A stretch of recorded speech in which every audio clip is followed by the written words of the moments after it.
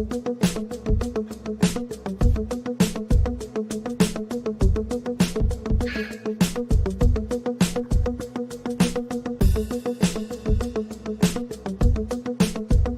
to the Greek Scientists Society inaugural conference on Sustainable Water Energy Food Ecosystem Nexus for Sustainable Development, the cases of Greece and Cyprus.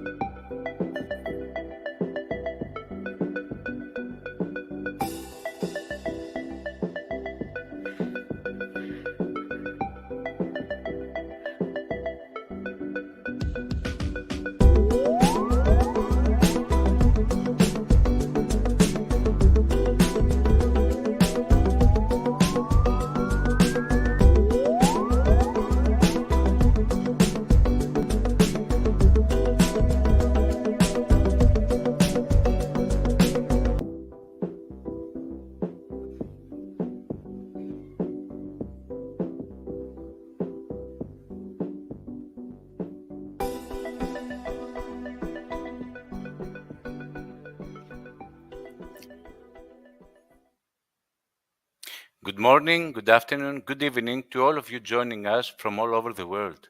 Welcome to the Greek Scientists Society inaugural conference on Sustainable Water, Energy, Food, Ecosystem Nexus for the Sustainable Development, the cases of Greece and Cyprus.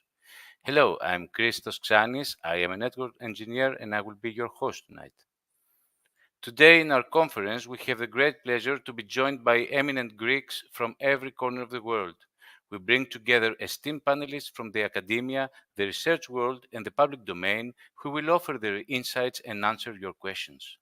Unfortunately, due to unforeseen circumstances, Professor Flogaitis cannot attend as he is abroad, as well as this evening at the solemn session of the Academy of Athens for the celebration of the anniversary of March 25, 1821, Professor Koundouri will be awarded for excellence in sciences for the year 2023 for her contribution to the advancement of the science of the marine environment. Professor Koundouri, the conference keynote speaker, has sent us her speech in video, and we would like to thank her for taking the time to prepare it. Let me say a few words about Professor Koundouri. Professor Phoebe Koundouri is a world-renowned environmental economics professor and global leader in sustainable development, listed in the 1% of most cited women economists in the world, and she is included within the official Stanford University list of the top 2% of the world's scientists. She is a professor, School of Economics, and founder and scientific director of the RESIS Research Laboratory at Athens University of Economics and business professor at the Technical University of Denmark, affiliated professor at Athena Information Technology Research Center. She is chair of the Scientific Advisory Board International Center for Research on the Environment and the Economy, chair of the SDSN Global Climate Hub, co-chair of the SDSN Europe and SDSN Greece. Professor Koundouri is also founder of the Nexus Cluster. All the aforementioned institutions and organizations are part of the Alliance of Excellence for Research and Innovation of IFORIA, an initiative for collaboration between research institutions, innovation accelerators, and science technology policy interface networks focused on sustainable development, founded and directed by Professor Phoebe Koundouri. Please note that we are going to watch a part of the whole 42-minute video to keep up with the session time frame. Feel sorry for that. The whole presentation will be uploaded in our YouTube channel.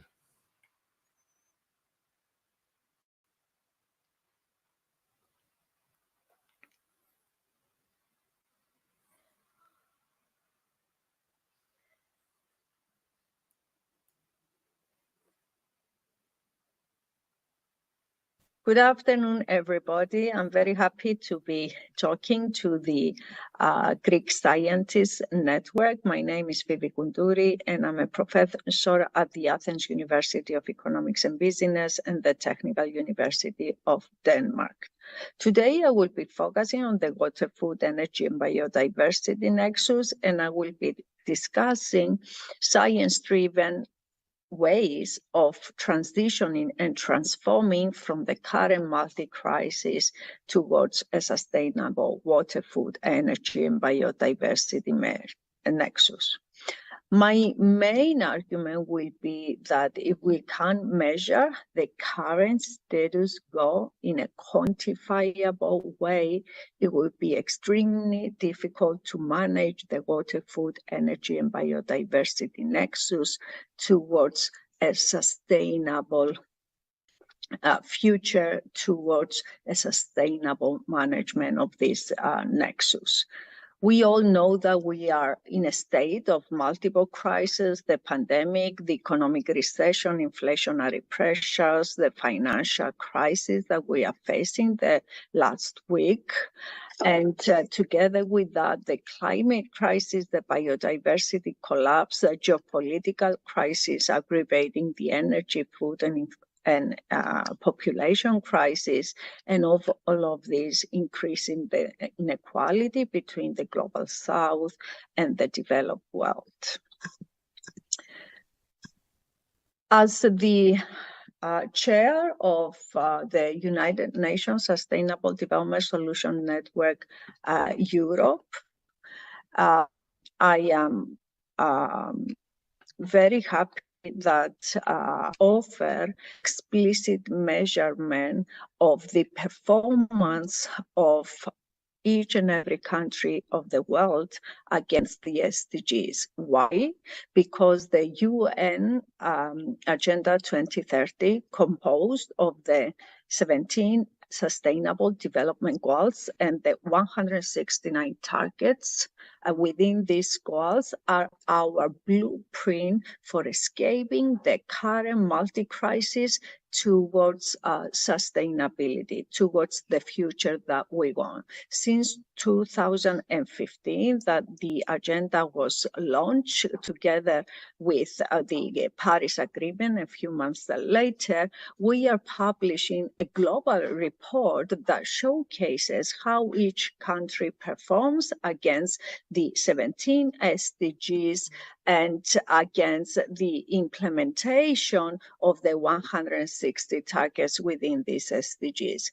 You know very well that the SDGs more relevant to the water, food, and biodiversity nexus are obviously SDG 2, ending hunger, SDG 6, sustainable access to good quality of water, SDG 7, sustainable and affordable energy, and of course, anything related to biodiversity, both on land, SDG 15, but also on biodiversity, relevant to biodiversity in oceans and seas. And we also know that in our countries, and this workshop is focused on Greece and Cyprus, we have the transposition of the SDGs into a policy framework within the European Green Deal framework. We have the different policies that are supporting the European Green Deal. We have the Green and Digital Recovery and Resilience Facility that was launched in addition to the Green Deal to help us recover from the pandemic. And there we know that the projects that were approved to be funded by the additional 750 billion of the Recovery and Resilience Facility were projects that were green and digital, 37% climate mainstream and 20% digital. All this has a huge impact on the water, energy, food, and biodiversity nexus. And we also know that in 2021, we have the EU taxonomy making explicit that sustainable related investments will achieve better loan conditions, and also that big companies need to submit a sustainability report in order to show compliance with the sustainability policies of the European Commission. And we also know that the Fit for 55 package of measures includes 13 different legislative proposals for revising the current policy made, where in Europe, the ETS, the forest and land use policy, the water, the climate policy, the energy policy, the biodiversity policy, all touching on the water, food, energy, and biodiversity nexus. And in 2022, we know that because of the geopolitical crisis with Ukraine and Russia, Europe has focused on REPowerEU, focusing on renewable energy and getting away from Russian fossil fuels and rebuilding the interconnectivity of the value chain of companies and nations. So that was destroyed due to COVID. So all of these policies are the framework with which we are dealing with when trying to sustainably manage water, food, energy nexus. We don't only publish a global report, we also publish a more focused report. The one on Europe is very interesting, I guess, to this audience. And again, we see that Northern Europe is achieving better results than Southern Europe. And indeed, Cyprus and Greece are facing increased challenges. And you can see here that the water, food, energy nexus and biodiversity nexus SDGs are some of the challenging SDGs for Europe, where you see red, and red is the SDG that is relevant to food. Red is the SDG that is relevant to the management of sea and oceans and land use. All of these include water, are big challenges for Europe as a whole. With regards to access to clean water and sanitation, SDG 6, Europe is performing well, and on average is set to reach the goal by 2030, which is indicated by the green arrow next to the relevant SDG. With regards to affordable energy, again, we don't have red, we don't have orange, we have a yellow SDG, meaning that although there are challenges, progress is made, and we also see a yellow arrow showing progress, but not fast enough progress to achieve clean, affordable energy by 2030. We are an alliance of excellence for research and innovation on IFORIA. I lead this alliance of excellence, and most of the including research institutions and innovation accelerators that you can see on this slide. I will not go through them in detail.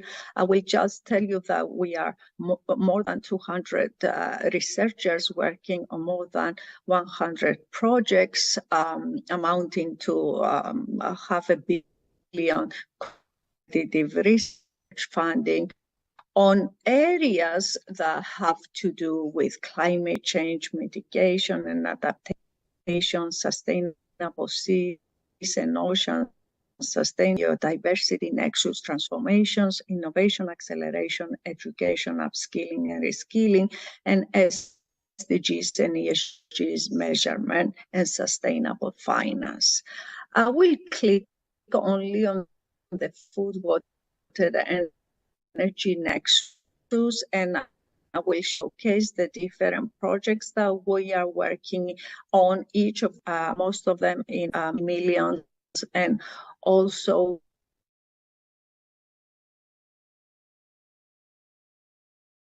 and other stakeholders that are working for 3 or 4 years in order to produce sustainable land use and water, food, energy, biodiversity nexus. These are just the projects that are relevant to the water, food, energy nexus, but you can easily understand that what we do on climate mitigation and adaptation and sustainable finance is also touching upon issues on sustainable water, food, energy nexus, and of course is the same with regards to our projects on sustainable blue growth. Seas and rivers are interacting ecosystems. So we have many projects on this interaction, which are determining crucial parameters for the stability of the nexus that we are focusing today. And of course, innovation is a crucial element. Our research and innovation projects produce solutions, technological, social solutions, financial solutions, and these solutions need to be incubated and accelerated into the market in order to achieve massive deployment of the solutions, in order to have all other stakeholders in an economy and in a society enabled with these solutions. Giving them the capacity to adopt the solutions is a crucial element for achieving the sustainability transformation on time. And the capacity, giving the capacity means that we also upskill, reskill, and educate people, and we have many programs in that particular domain as well. Going back explicitly to the water, food, energy nexus, you can see here that although SDG 2, 6, and 7 are crucial for this nexus, all of these three are very connected with the other SDGs, and in general, no SDG can be fully implemented without the other SDGs being implemented. So we have a very holistic, integrated, systemic framework against us that we need to manage in order to move from the current position to where we want to go. And these are the global maps of achieving the SDGs on food, clean energy, and clean water and sanitation. And you can see that we are facing major challenges across the world. It's not only Southern Europe, it's not only Greece and Cyprus. These are the performances of Cyprus and Greece with regards to all the SDGs. You can see that Cyprus is red, which means major big challenges with no progress. With regards to food, it's orange. With regards to energy, and it's looking very bad again with regards to 6, sustainable access to good quality water and sanitation. So although there is progress with regards to many SDGs, we still face quite a few challenges and stagnation with some of the SDGs, and 2 of them are prevalent in the water, food, energy nexus. The situation in Greece is slightly better, but not impressively better. So we have orange, which means significant challenges remain with regards to the implementation of the SDG by 2030. So 2, 6, and 7, in addition to 15 and 16, which are the, in addition to 14 and 15, which are the biodiversity elements of our economies as society, are orange, and with regards to 14 red. So we have a lot to do. We have a big road we have a big challenge ahead of us, and we need to find explicit science-driven and data-driven pathways for achieving these SDGs. I've selected 3 projects that give some scientific background with regards to ways, to solution pathways for achieving this sustainable transformation of the water food energy nexus. One of our projects is the Smart Water Futures, focusing on designing the next generation of urban drinking water systems, and it has case studies both in Greece and Cyprus. This is a European Research Council project of 10 million. These are the most prestigious scientific projects funded by the European Commission. Why water? Because, as I showed before, we are facing extreme challenges. This is the situation across the world with regards to achieving the goal, and this is the trend with regards to where we will be by 2030. And why urban water systems? Because half of humanity, 3.5 billion people, lives in cities today, and 5 billion people are projected to live in cities by 2030. By 2050, 70% of world population is predicted to live in urban settlements, and rapid urbanization is exerting pressure on freshwater supplies, sewage, the living environment, and public health. And we have 4 PIs. I am working on methodologies for analyzing decision-making under uncertainty and ambiguity, and experimental behavior science, including no-market valuation economics. We also have Professor Barbara Hammer, who is focusing on explainable machine learning to explain changes in the system, urban water systems, and the influence of certain parameters on long-term decision-making. Professor Marios Polikarpou from the University of Cyprus is focusing on methodologies for real-time monitoring and control, for explainable fault diagnosis and real-time risk assessment for both water quantity and quality. And Professor Dragan Savic from Exeter University, UK, and KWR in the Netherlands is focusing on methodologies for water infrastructure planning and management, valuing robustness and flexibility under deep uncertainties. And we have, we talk about part of what we do under this project, because it's impossible to talk about all of the different aspects of the project. This is a 6-year project of 10 million.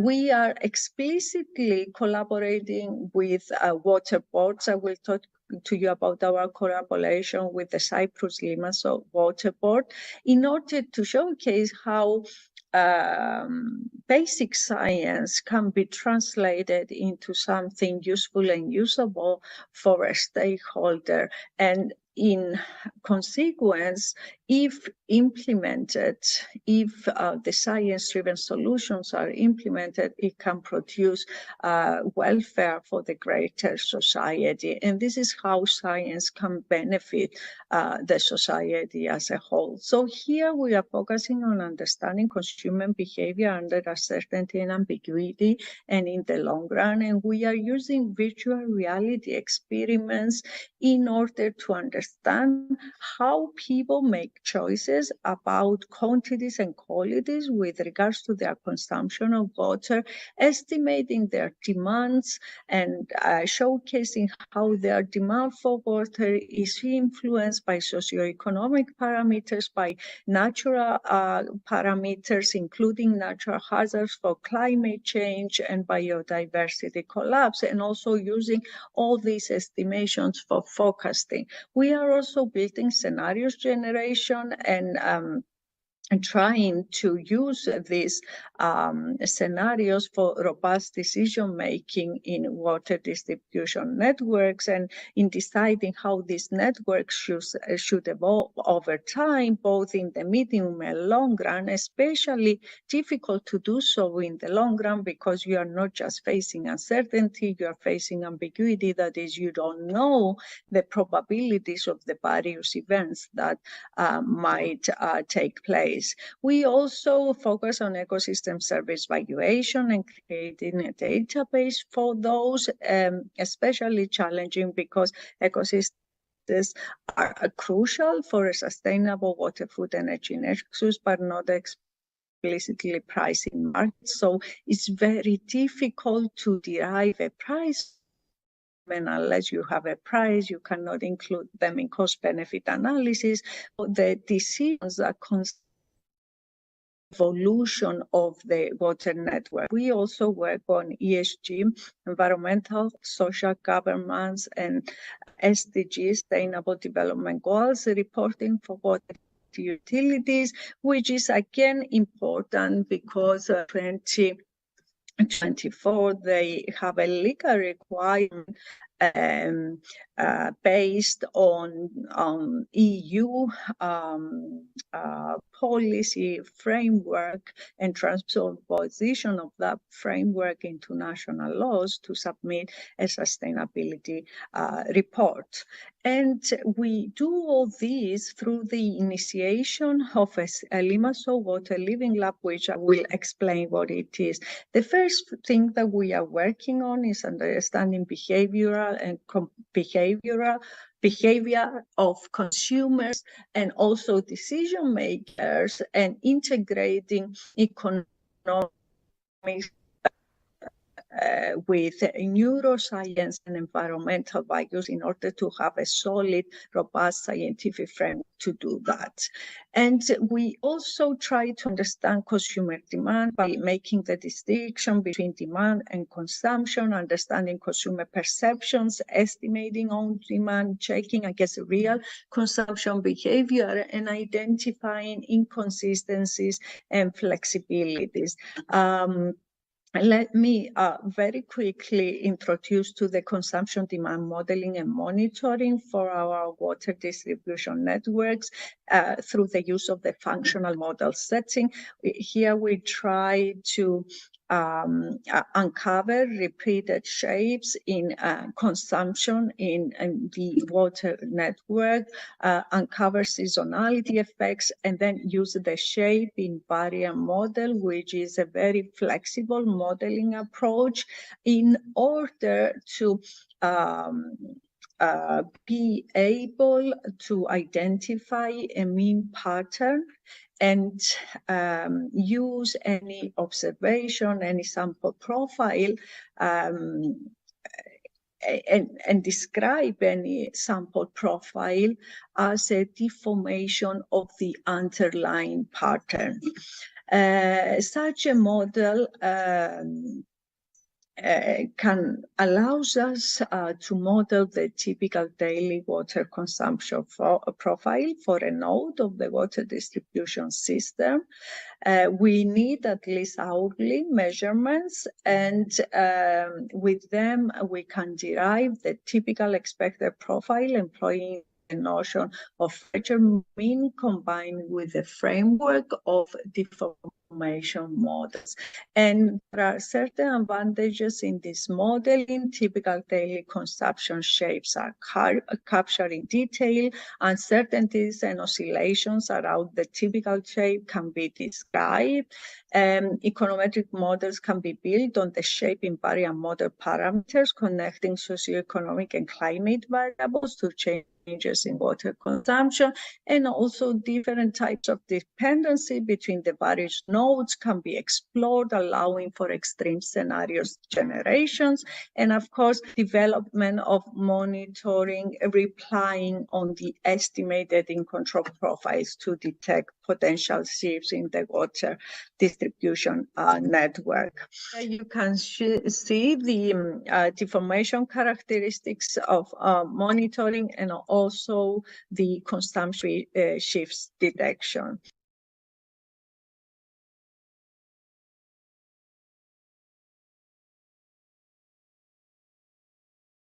upskilling and reskilling, because we do know that unless we give the capacity to all the stakeholders to engage in this very challenging and science-driven transition, no transition is possible. Thank you very much for your patience.